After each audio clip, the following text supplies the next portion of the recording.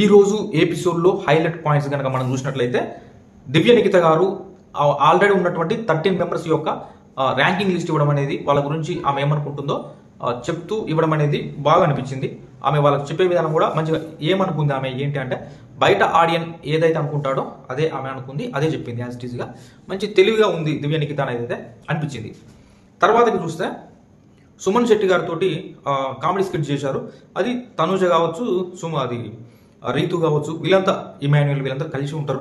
మెయిన్గా వాళ్ళు చేయడం అనేది బాగా అనిపించింది, మంచి ఎంటర్టైన్గా అనిపించింది. ఇంకొకటి చూసినట్లయితే ఎర్ర విత్తనాలు అంటే రెడ్ సీడ్స్ వచ్చిన వాళ్ళకి హౌస్ మేట్స్ నుంచి ఒకరిని ఎలిమినేట్ చేసే అధికారం ఉంది. మీరు ఒకరిని డిస్కస్ చేసి ఒకరి పేరు చెప్పండి అని బిగ్ బాస్ అంటాడు. అప్పుడు వాళ్ళు డిస్కస్ చేసి సంజన గారి పేరు చెప్తారు. ఆ సంజన గారి పేరు చెప్పడం ఎట్లా అంటే మాస్ మ్యాన్ హరీష్ అంటే ఇక తెలుసు మనకి. మాస్ మ్యాన్ హరీష్ ఇక ఎట్లాగూ సంజన గారు ఉండదు అనుకుంటారు కాబట్టి ఆయన వేసిండు. ఆమె వద్దు, ఆమె వల్ల హౌస్ హార్మోన్ మొత్తం ఖరాబ్ అవుతుంది, దొంగల టాస్క్ అంటే ఒక దొంగల షోలానే ఉంది ఆమెను చూస్తే అన్నట్టుగా చెప్పిండు. అంటే ఇవాళ కూడా నిఖితకు సంబంధించినటువంటి బట్టలు తీసుకెళ్లి బీన్ బ్యాగ్లో దాచిపెడుతుంది.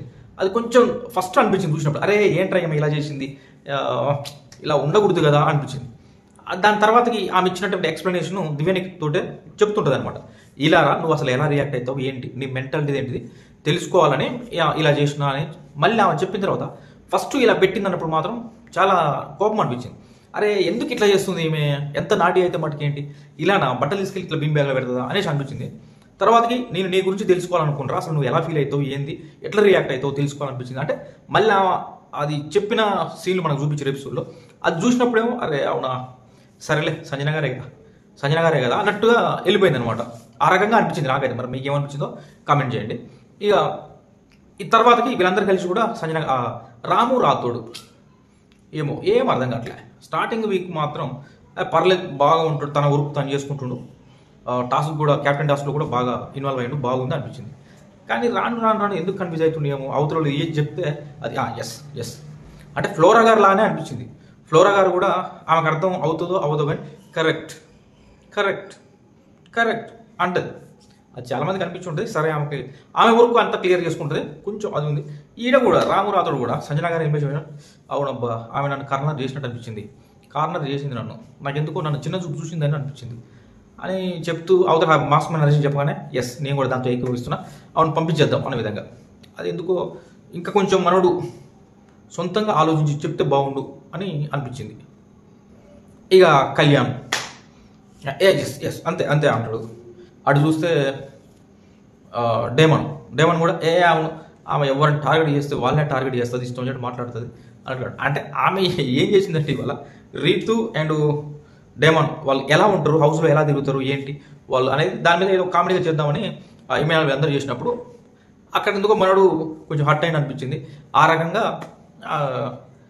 అట్లా ఆయన కూడా సరే ఎస్ ఎట్లాగా పంపుదాం అనుకున్నారుగా పంపించేద్దాం అనేది అతను కూడా.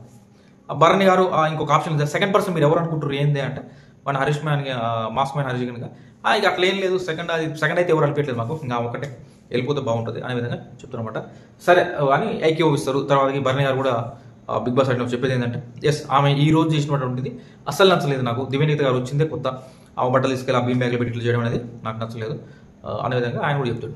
కానీ వాళ్ళకి తెలియదు ఏమో పర్సనల్గా వాళ్ళతో కూర్చొని మాట్లాడినప్పుడు ఏంటనేది చెప్తుంది బిగ్ బాస్ అన్న తర్వాత. అప్పుడు చెప్తుంది బిగ్ బాస్ నేను డిపెండ్ చెప్పుకోవచ్చు నా గురించి ఏమైనా అప్పుడు భలే చెప్పింది. చాలా అంటే చాలా బాగా అనిపించింది సంజన గారు.